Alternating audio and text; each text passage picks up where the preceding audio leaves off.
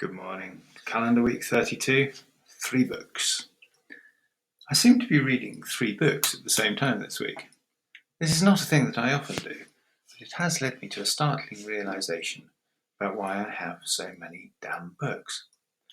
It's partly because I left the barracks at least twice this week, and mostly because I'm forgetful or disorganised. It's easy to read lots. You just need to have a book with you at all times. The alternative is scrolling, and we all know that there's nothing good about that.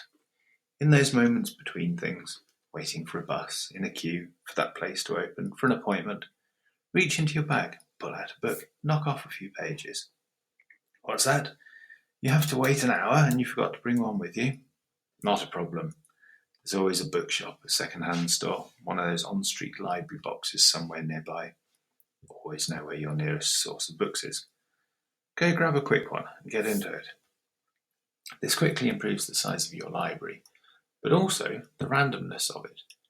If you're forced into acquiring a book through forgetfulness, you do sometimes find yourself with quite a range on the go at any one time. As a result of all this, I am currently reading the Silo Trilogy by Hugh Howey, Ghost Stories by Siri Hustvedt, and The Creative Act by Rick Rubin. The first of these, the Silo Trilogy, was recommended to me by someone online. I was just about to say that it's nice to read a book that's so obviously going to be picked up by a streaming service before it gets picked up by a streaming service. And then I noticed the Apple TV Plus logo on the front. Checked it out. Apparently it's currently number 1 on that service. Okay, I'm nowhere near the curve, let alone in front of it. It's a pretty good page turner.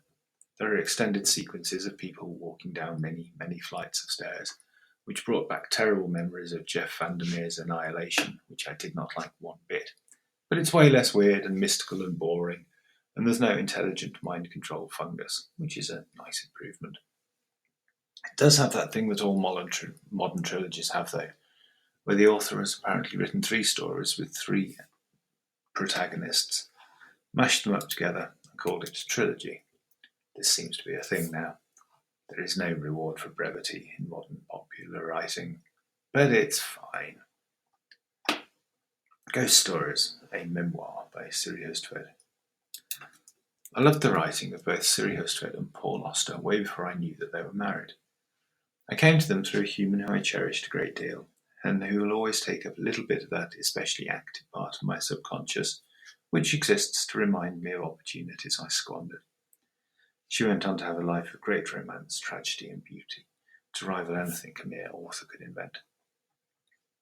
This book starts in the moment after his death to cancer, Siri by his side.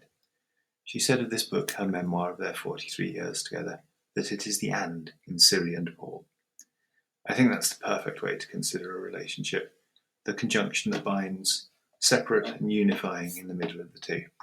My prediction? It's going to wreck me, good and proper. On a much lighter note, The Creative Act by Rick Rubin. Rick Rubin is, let's say, eccentric. He founded Def Jam Records, and if we were to call him the big cheese of the New York hip-hop scene, we'd be talking the scale of Switzerland's entire output of Emmentaler. He is a very big cheese. He is also the guy who persuaded the Man in Black, Johnny Cash, to do that album of cover songs right at the end of his life, which gave the world his, JC's version of Hurt. The book is Rick's take on what it means to be a creative person, which is to say, a living person. Every act we perform is an artistic choice, and our flaws and imperfections are what makes our art worthwhile. It's somewhere between The Little Prince and the Tao Te Ching, and it's endlessly fun. I would say discussion-provoking. It's not quite thought-provoking.